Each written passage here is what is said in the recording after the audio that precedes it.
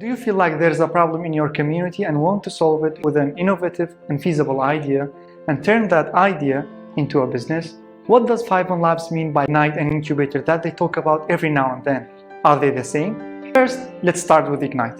Ignite is a 2-week program that teaches you how to conduct market research and user research, and how to define and ideate for the problem that you have found out. The top candidates of this 2-week program will go to a new program which is called Startup Incubator, which is a 3-month intensive program that teaches you all the fundamentals to start a business. These 2 stages will help you to establish and design a business that meets the market's need. Besides this, there are 2 more good news. First, this is a free of charge in-person program. In fact, the top 3 candidates will get seed funding to help launch their business. Second, you can now apply to participate in the program from all across Iraq. So what are you waiting for? Go and apply.